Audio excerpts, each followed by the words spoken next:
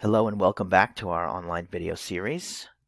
In the last video, we discussed the 6 shapes of the electric field, and today we're going to isolate field shape number 6, which is the parallel plate.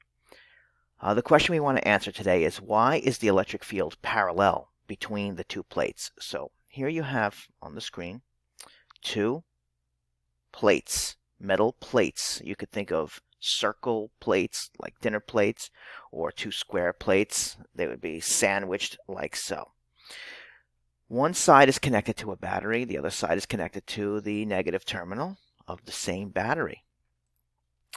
Now a field is established in between these plates in the following way. This little red X, the plus, is the test charge. And we know from the laws of attraction and repulsion that anywhere I place a test charge near a source charge, it will react with it by either being attracted or repelled by it. Here we have the positive sign is repelled from the positive plate, and it's being attracted to the negative plate.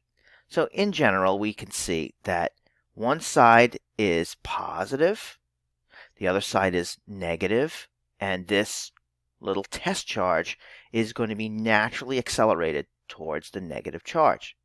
The question is, why is the plate producing a uniform electric field? If you recall from yesterday, we discussed that uniform means that the strength of the electric field is the same at all locations. And a non-uniform electric field means that it is not the same strength in all locations. In the case of a monopole, say positive only or negative only, when you move away from the charge, you have a 1 over r squared decrease of intensity and field strength. So let's take each one of these charges one by one, and let's take a look at how the field becomes parallel and uniform. All right. So here I have a test charge being placed at this location.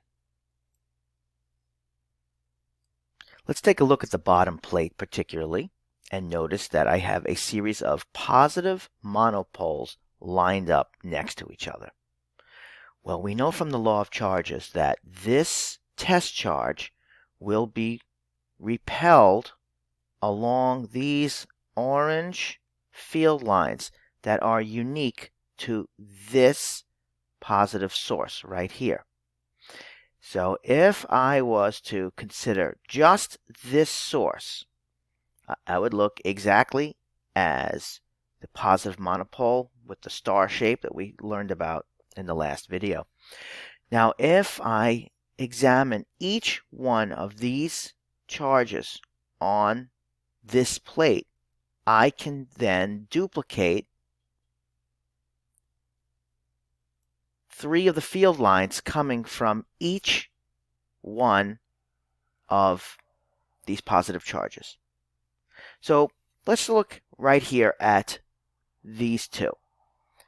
There's a positive, and it points straight across to the negative, very similar to the electric watermelon. And this one does the same as well, right here. Now, that's to be expected, and you could say, okay, what happens with those angled field lines that are crossing each other?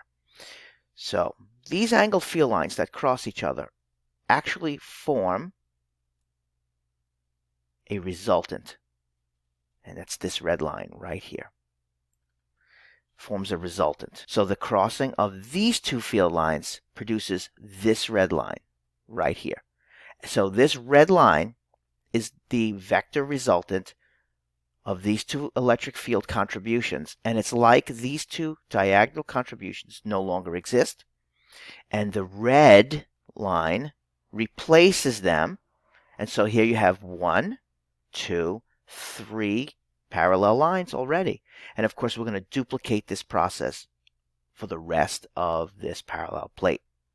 All right, I'm going to examine this positive charge, and notice it creates its own set of field lines. And there's the crisscross in the middle, and these two will will form a resultant in that direction. Let's go to the next charge. Okay, let's take a look at the remaining 3 charges and see that each one of these produces its own electric field. And we have that crisscrossing vector in all 3. Very good. And so in this zone here, we have another crisscross, which produces a vector resultant, which looks like this red one. And the same thing happens with this one here. And finally, with this one here. So we're going to simplify this drawing in just a moment. I'm going to remove all of the crisscross vectors as if they're not even there, and just going to look at the red resultants. All right, so in this next view, you can see that I have removed all the orange crisscrossed vector field lines and replaced them with their resultant, which is the red one that points from positive to negative. So now you can see why all of the charges themselves that are placed in this region, here's a positive charge, it is moved towards the negative plate. So anywhere inside this zone, the strength of the electric field is the force per unit charge. Now this is F equals QE, and this is Newton's second law in the electrical form. F equals QA. QE is the same as F equals MA. All right, we have 2 more things to discuss about this particular orientation of the electrical field. What if a charge was to zoom in from the side? What path would this charge take? So the law of charges states that similar charges repel, opposite charges attract. So we should see this charge taking a curved path and eventually hit the wall. And this is what that would look like. All right, I just inserted this little graphic to show you that this positive charge would fly in and be repelled from the positive plate and simultaneously attracted to the negative plate, all the while being accelerated at a uniform force per unit charge. All right, and if I did a negative charge, maybe an electron, it would look like this. Here's the other graphic. I'll bring it in for you. Okay. So the negative charge would come in, and it would be repelled from the negative wall, and it would be attracted to the positive wall. So one of the main questions that kids ask all the time is, why does this negative charge move against the arrow? You know, we often say that this arrow looks like it should be the direction that all charges are pushed. The answer to that question is very simple. You have to remember that the field lines were drawn with the test charge being positive, and that's how they were defined originally. They were not defined with a negative. If they were, the arrows would be in the opposite direction, but they're not.